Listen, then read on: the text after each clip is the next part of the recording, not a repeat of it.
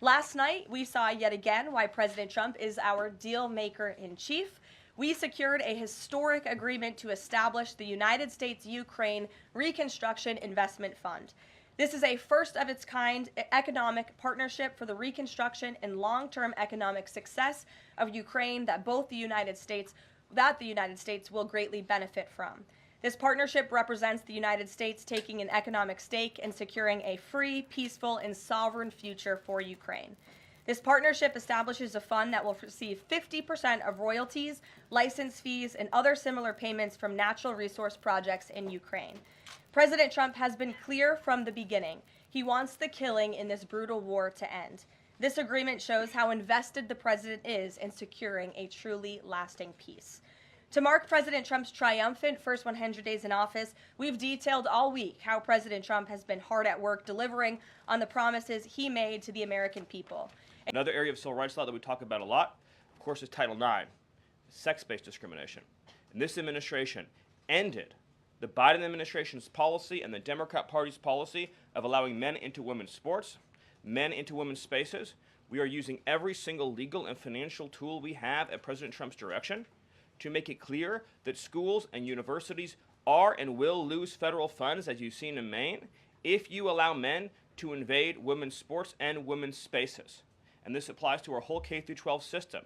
The Department of Justice is also coordinating with state and local law enforcement to fight child abuse in our school systems. It is child abuse to change a child's gender, particularly if you do not inform the parents. In other words, if a 5-year-old or a 6-year-old goes to school, or a 7-year-old goes to school, and the teacher tries to turn the boy into a girl or the girl into a boy, that is child abuse. And this administration is treating that as child abuse. And it is a gross violation of parental rights. This also includes the administration's message to our hospital systems that they cannot and will not be allowed to use taxpayer dollars to perform chemical castrations and sexual mutilations of children. Castration surgeries, castration drugs, sterilization treatments of children are barbaric. They violate all sound medical ethics. They are completely unwarranted. They harm children for life, irreversibly. It is child torture. It is child abuse. It is medical malpractice. And so the Department of Health and Human Services, under the leadership of Bobby Kennedy, as well as the Department of Justice and other departments of this government, are making clear to our medical providers and our hospital systems that you cannot use taxpayer dollars to perform these barbaric procedures on America's children. And HHS has systematically eliminated all of the junk, fake science that was produced under the Biden administration promoting sex changes on children, promoting the idea of sterilizing children. That's been cleaned out, that's been removed, and new guidance is being issued to doctors and hospitals advising them that they cannot perform these horrifying procedures, these irreversible procedures on our nation's children. We are also making clear in our prison system, male prisoners will not be allowed into women's prisons. The Biden administration promoted prison rape by putting men into female prisons. That is obviously insane, cruel, and unacceptable. And even though the Democrat Party and Hakeem Jeffries and the Democrat media continue to fight to put men into women's prisons, this administration will not allow that. And will not allow men, as well, in our K-12 system, into women's private spaces and restrooms. We have seen horrifying example after example of young girls being sexually assaulted because school districts have allowed men into women's and girls' private spaces. This administration, President Trump, is at the forefront of protecting women and protecting girls. And nowhere is that clearer than when we are talking about fighting radical gender ideology. This administration is also fighting to get critical race theory out of our school districts. Children will be taught to love America. Children will be taught to be patriots. Children will be taught civic values for schools that want federal taxpayer funding.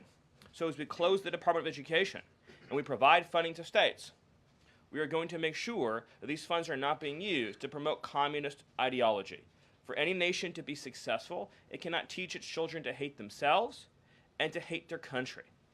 So these are a few of the areas in which President Trump has fought the cancerous, communist, woke culture that was destroying this country, where we were led to believe that men were women, that women were men, that racial discrimination was good, that merit was bad, and that safety and physical security mattered less than the feelings of liberal ideologues. Thank you very much.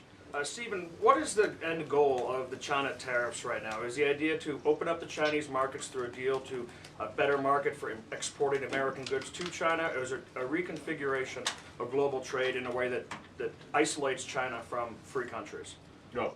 So China is a unique situation, obviously. The president has talked at length about what happened to us economically since China's entrance into the World Trade Organization and the trillions and trillions of dollars of trade deficits that we've racked up with China over the period of that time, and what that's meant for our national security, what that's meant for our economic security, what that's meant for our supply chains. Obviously, right now, the Secretary of the Treasury is in the process of developing a plan that will answer the questions that you're talking about, but the president's goals have been very clear on these points, which is that he is not going to allow China to continue to steal our intellectual property, to continue to illegally dump and subsidize their goods in our markets, to manipulate their currency, to rack up an unsustainable trade deficit. We need to have a trade relationship with China that does not do harm to our nation's economic and national security. And that has to be the guidepost of any objective. At the same time, tariffs will bring significant revenue into this country that will allow us to pursue our dramatic plan of tax cuts and reforms. Thank you, Karoline. Today, the U.S. Chamber of Commerce released a letter to the Trump administration asking for small business tariff relief. They say that's necessary because in order to save small businesses and to stave off a recession. Stephen, is the administration considering small business tariff relief? The relief for small businesses is going to come in the form of the largest tax cut in American history. A tax cut, by the way, that every single Democrat is planning to vote against. They're voting for a tax hike on every middle-class family of about $4,000. The president has made clear that there will be a 100% expensing for investment in the United States. Companies that invest in the United States will be able to deduct 100% of that cost from their tax liability. This will be the most pro-small business tax bill in American history. And at the same time, this is what you have to understand about the plan, is as they're able to do that, as they're able to reshore those supply chains, that also means they'll pay no tariff. So you'll have the lowest tax environment and there'll be no tariff because their production and supply chains will be in the United States.